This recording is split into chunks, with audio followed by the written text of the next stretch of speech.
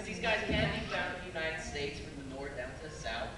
They come in so many different colors and varieties.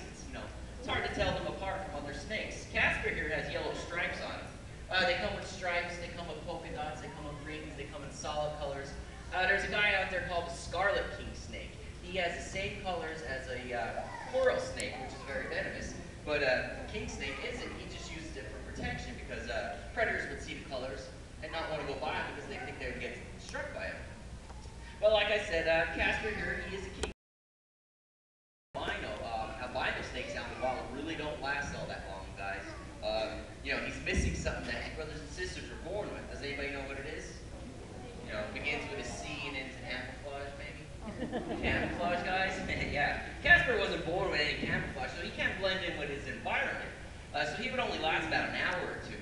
When he was born, he's probably about the biggest his tail right here, guys. 3 or 4 inches long. Just imagine this little thing just flopping around in the grass or in the leaves anywhere. Sticks out like a sore thumb. That's an easy meal for any bird flying by. Anything coming along would see this and be like, hey, I'm just going to go over there and eat it. But Casper here, he is a good snake for 2 reasons. The first reason, he's been handled since he was that small, so I'm about 99% sure this guy's not going to bite me. And the second reason why is because king snakes are known for eating venomous snakes, particularly rattlesnakes, because we have a lot of rattlesnakes here in the United States. So, we got bit by a rattlesnake, we'd get in a whole lot of trouble, hospital or worse. This guy, nothing, not a problem for him. He won't blink, cough, twitch, or anything. What he would actually do is, in turn, bite the rattlesnake back. And he's not biting back to say, hey, you bit me, I'm going to bite you. He's biting him to hold on. So once Casper grabs a hold of that rattlesnake, next thing he's going to do is start coiling around on the ground. He's going to coil and coil. And once he gets fully around him, he's going to start constricting. He's going to start squeezing him and squeezing him until the rattlesnake can't breathe anymore, and then he suffocates. And since venomous snakes rely on their venom to kill their prey, they're not as strong as these guys.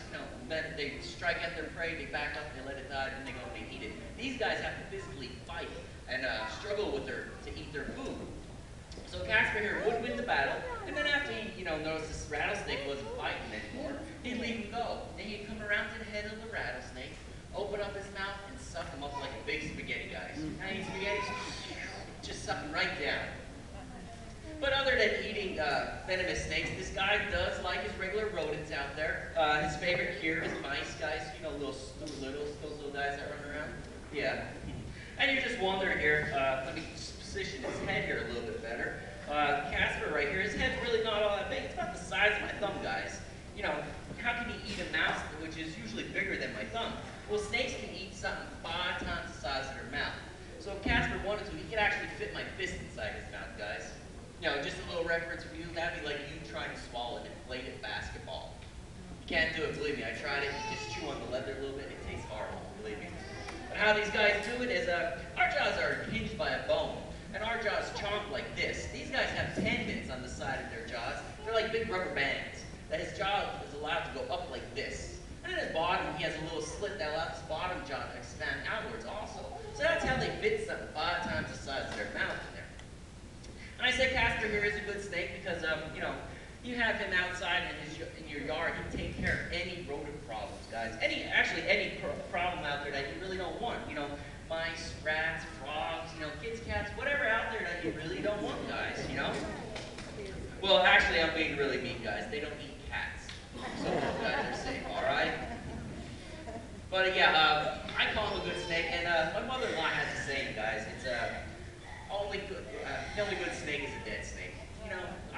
We as Brooktown, we hear all the horror stories, and believe me, I get her back for all these little comments that she makes, because she does come down here and visit us a lot in Florida. We have nice beaches out there. So when she does come, she'll come in our front door, and I'll come in the back door with a little present for her, guys. Yeah, believe me, her snakes are very, very short. So, and if anybody has the same problem, believe me, it works, guys. But here, Casper, you're noticing when he's up here on stage, he's actually sticking his tongue out and flapping it around like that. Well, he's not being rude and saying, hey, I'm up here, you guys aren't. He's actually smelling. He's trying to figure out what's going on around here because their eyesight is very poor, and they mainly rely on their sense of smell for what's going on. He'll take his tongue, flap it around in the air, pick up little scent molecules on it, and bring it back in his mouth. And in the top part of his mouth, he has a little hole, and up there is an organ called Jacob's organ. He'll put his tongue up in there, and this organ will let his brain know what is exactly out there. you know, is there a mouse out there? Should I get ready to eat? Or is there a big dog or a big cat come along? Should I get ready to run and hide?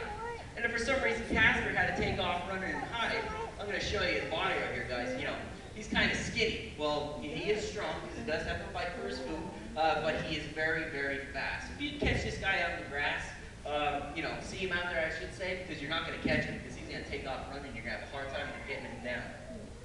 But they can get to be about 5 to 6 feet long. Casper here is only about 4 feet, so, you know, he's got some growing to do. These guys do have ears. They're not like, you know, us on the outside. They're actually inside his head next to his brain.